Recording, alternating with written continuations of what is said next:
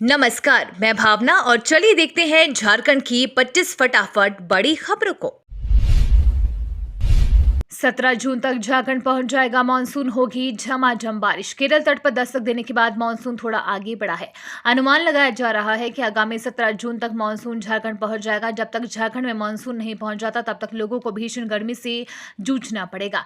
पिछले 24 घंटे से झारखंड के कई शहरों में पारा 43 डिग्री पार कर गया है और हीट वेव चल रही है। सैटेलाइट की तस्वीरें बता रही है कि मानसून जून को देरी से केरल पहुंचा, जिसके बाद अब मानसून रेखा तेजी से आंध्र प्रदेश की तरफ आगे बढ़ रही है। सैटेलाइट की तस्वीरें और बर्मा तट पर निम्न दबाव का क्षेत्र मानसून को आगे बढ़ने से रोक रहा है। कल होगी नए हाईकोर्ट भवन में सुनवाई, पहले ही दिन बैठेगी संविधान पीठ। झारखंड हाईकोर्ट के नए भवन में कल से सुनवाई शुरू हो जाएगी। कल यह सुनवाई लगभग 2 बजे होगी। इस नए भवन में जिस मामले की सबसे पहले सुनवाई हो रही है वो मामला है झारखंड शिक्षा न्यायाधिकरण के आदेश के खिलाफ की गई अपील। पहले ही दिन यहां संविधान पीठ बैठेगी, जिसमें चीफ जस्टिस समेत 5 जज शामिल रहेंगे। इस मामले में सुनवाई के बाद पीठ ये फैसला लेगी कि जेठ के आदेश के खिलाफ अपील हाईकोर्ट की एकल पीठ में होगी या खंडपीठ में। नए भवन में लिया जाने वाला यह अहम फैसला होगा, जिसमें chief justice Sanjay Kumar Mishra, justice Ratnakar Bhengra, justice Anubha Rawat Chaudhary, justice Deepak Roshan और जस्टिस नवनीत कुमार के संविधान पीठ सुनवाई के बाद फैसला करेगी। सीएम हेमंत सोरेन के निर्देश के बाद स्मार्ट सिटी के विस्थापितों को मिली जमीन। राज्य स्मार्ट सिटी के प्रभावित लोगों व विस्थापित परिवार को राज्य सरकार की ओर से भूमि बंदोबस्ती का पर्चा दिया गया। नगर विकास सचिव विनय कुमार चौबे की उपस्थिति में कुल 25 प्रभावित परिवारों में से 22 को पर्चा दिया गया। श्री चौबे ने कहा कि मुख्यमंत्री के निर्देश पर विकास योजनाओं के दौरान किसी को भी विस्थापित करने से पहले उनके पुनर्वास की व्यवस्था की जा रही है। स्मार्ट सिटी के विस्थापितों को मकान बनाने के लिए 10-10 डिसमिल जमीन का पट्टा दिया गया है। झारखंड में एनजीटी ने लगाई घाट से बालू की निकासी पर रोक। 10 जून यानी बीते कल से राज्य के बालू घाटों से बालू की निकासी पर रोक लग गई है। ये रोक 15 अक्टूबर तक जारी रहेगी, यानी इस दौरान राज्य के किसी भी घाट से बालू की निकासी नहीं हो सकती है। निकासी करने पर खान विभाग की ओर से कार्यवाही की जाएगी। इधर राज्य में अब तक बालू घाटों का टेंडर पूरा नहीं हो सका है। 9 जून तक राज्य के 9 जिलों के करीब 40 बालू घाटों से बालू की निकासी की गई है। जेएसएमडीसी के एमडी अमित कुमार ने बताया कि निगम के पास 50 लाख सीएफटी बालू है। पिछले वर्ष की तुलना में इस बार दोगुना से अधिक बालू का स्टॉक है। पिछले वर्ष 20 लाख सीएफटी बालू का स्टॉक था। उन्होंने कहा कि आम लोग बालू की बुकिंग जेएसएमडीसी के पोर्टल से कराकर बालू ले सकते हैं।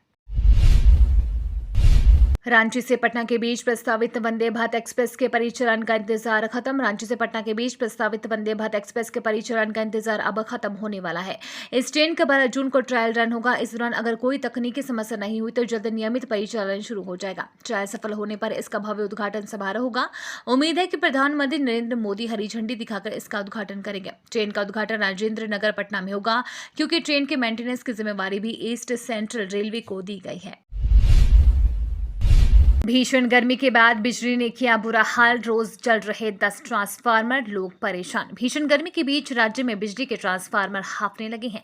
वे अब धू धू कर जलने लगे हैं। आम दिनों के मुकाबले इस गर्मी में 4 गुना अधिक ट्रांसफार्मर फूंक रहे हैं। झारखंड बिजली वितरण निगम की ताजा रिपोर्ट के मुताबिक एक महीने में पूरे राज्य में 300 से अधिक ट्रांसफार्मर जल गए हैं, यानी हर रोज करीब 10 ट्रांसफार्मर जल रहे हैं।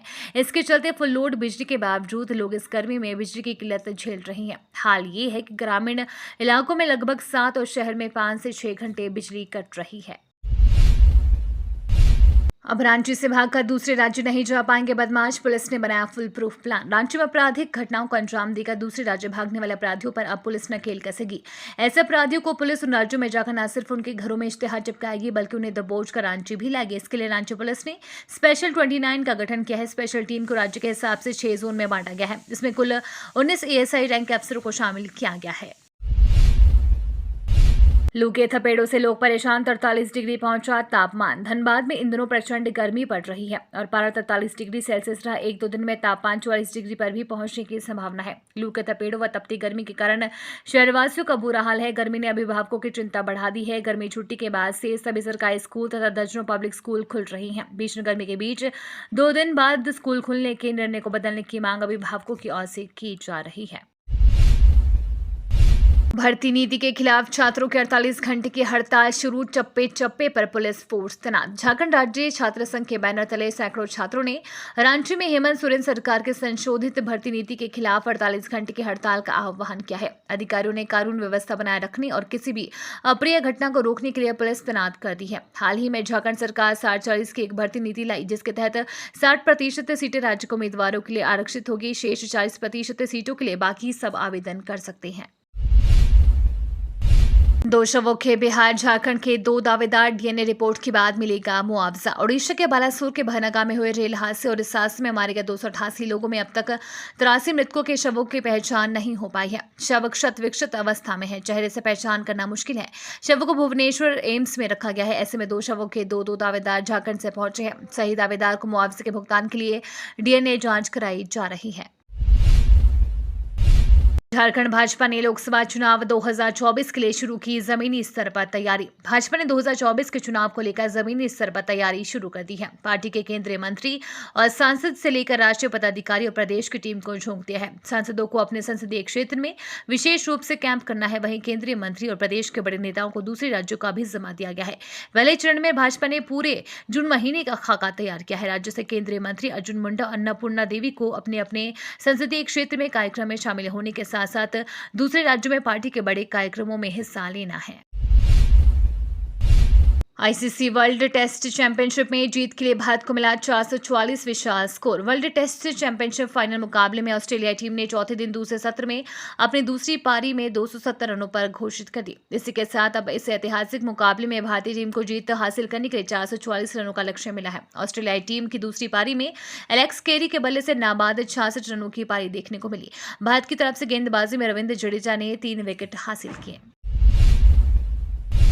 अगले 12 घंटों में और तेज होगा चक्रवाती तूफान बिपरजॉय। अरब सागर में उठे चक्रवाती तूफान बिपरजॉय के अगले 12 घंटों के दौरान अत्यंत प्रचंड चक्रवाती तूफान में बदलने की संभावना है। भारतीय मौसम विज्ञान विभाग ने आगामी 24 घंटे के दौरान धीरे धीरे उत्तर पूर्वोत्तर दिशा में बढ़ने की संभावना जताई है। वहीं इसके बाद अगले 3 दिनों तक इसके उत्तर पश्चिमोत्तर की ओर बढ़ने का अनुमान जताया गया है। इसके साथ ही मौसम विभाग ने सौराष्ट्र और कच्छ तटों के लिए चेतावनी भी जारी की है। मौसम विभाग के मुताबिक चक्रवाती तूफान बिपरजॉय मध्य पूर्व अरब सागर में पिछले 6 घंटों के दौरान 3 किलोमीटर प्रति घंटे की गति के साथ उत्तर पूर्व की ओर बढ़ा है। इसके अगले 12 घंटों में अधिक तेज होने की और अत्यंत चक्रवाती तूफान में परिवर्तित होने की संभावना है।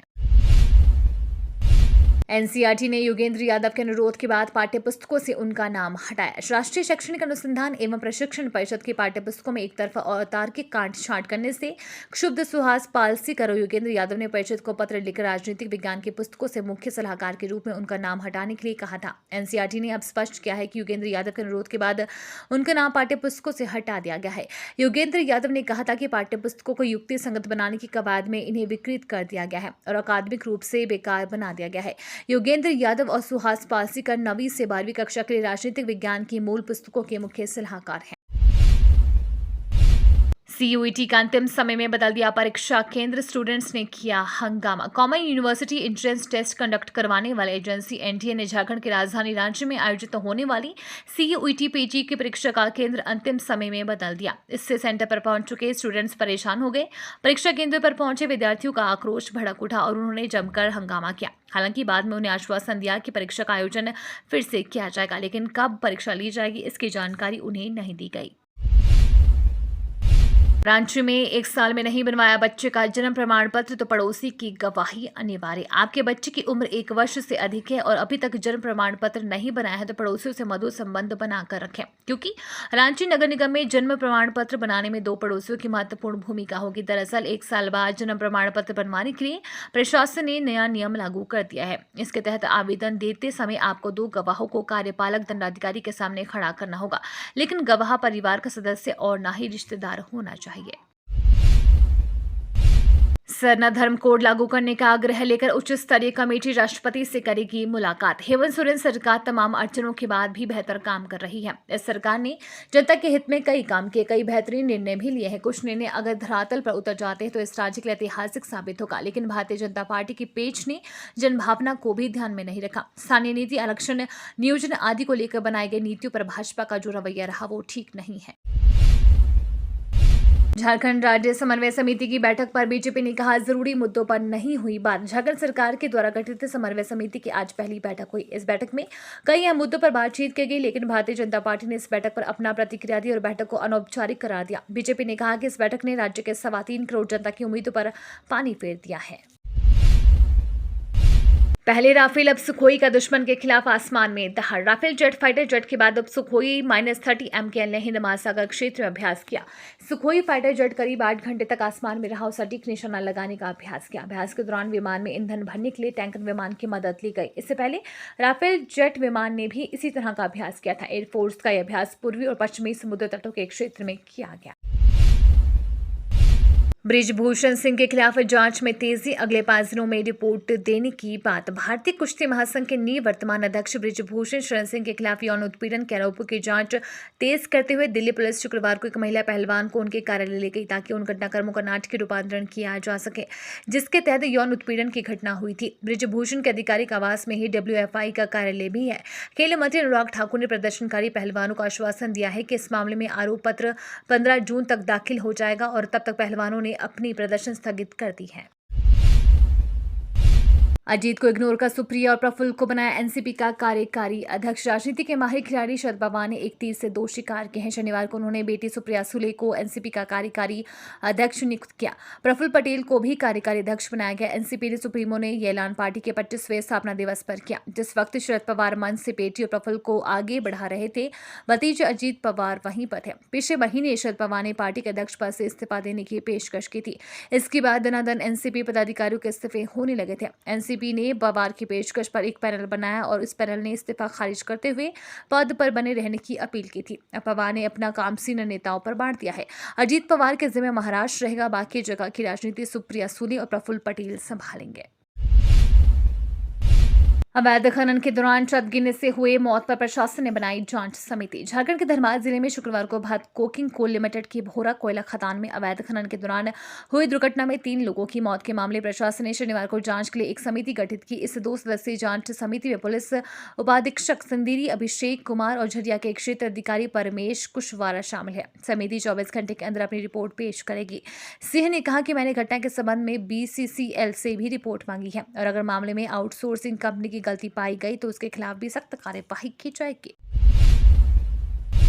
झारखंड में बीजेपी कर सकती है बड़ा खेल, विधायक सरयू राय सहित ये नेता होंगे शामिल। झारखंड में लोकसभा और विधानसभा चुनाव को लेकर पार्टियों ने तैयारी शुरू कर दी है। बता दें कि झारखंड की राजनीति में 3 ही दल ही मैदान में दिखते हैं, झारखंड मुक्ति मोर्चा, कांग्रेस, बीजेपी। लोकसभा के पिछले 2 चुनावों में देखें तो बीजेपी सबसे अधिक ताकतवर बनकर उभरी। 2019 के विधानसभा चुनाव में झारखंड मुक्ति मोर्चा, कांग्रेस और आरजेडी के गठबंधन ने बाजी मारी। वहीं 2014 के विधानसभा चुनाव में नरेंद्र मोदी की लहर थी, इसलिए लोकसभा के साथ विधानसभा में भी बीजेपी ने बहुमत की सरकार बना ली थी। नवी मुंबई इंटरनेशनल एयरपोर्ट से अगले साल शुरू होगी उड़ानें। भारत में हवाई यातायात और हवाई यात्री लगातार बढ़ रहे हैं और ज्यादा क्षमता और सुविधाओं वाले एयरपोर्ट बनाने की जरूरत लगातार महसूस की जाती रही है। इसी कड़ी में मुंबई अब देश का पहला ऐसा शहर बनने जा रहा है जहां एक साथ 2 इंटरनेशनल एयरपोर्ट होंगे। मुंबई में मौजूदा छत्रपति शिवाजी महाराज इंटरनेशनल एयरपोर्ट के साथ साथ अब नवी मुंबई इंटरनेशनल एयरपोर्ट बनाया जा रहा है, जिसके पूरी तरह ऑपरेशनल हो जाने के बाद उसकी क्षमता प्रतिवर्ष 9.5 करोड़ यात्रियों को संभालने की होगी, जिसका परिचालन अगले 1 साल में होने की संभावना है। झारखंड में 768 लापता नाबालिगों का कोई सुराग नहीं, यह है 8 सालों का आंकड़ा। राज्य के विभिन्न जिलों से लापता होने के बाद 18 वर्ष से कम उम्र के 768 नाबालिग लड़का और लड़की ट्रेसलेस हो गए हैं। ये आंकड़ा वर्ष 2015 से लेकर 2022 के अंत तक का है। इस दौरान राज्य के विभिन्न जिलों से 4765 नाबालिग लापता हुए थे। इनके लापता होने के संबंध में पुलिस के पास शिकायत भी पहुंची थी, लेकिन इनमें से उक्त 8 वर्षों के दौरान 3997 लोग बरामद किए गए, जबकि 768 लोग लापता ही रह गए, जिनके बारे में कोई सुराग नहीं मिला। ये तो थी आज की बड़ी खबरें। अपने गांव या शहर की न्यूज देखने के लिए हमें कमेंट में जरूर बताएं कि आप न्यूज को कहां से देख रहे हैं।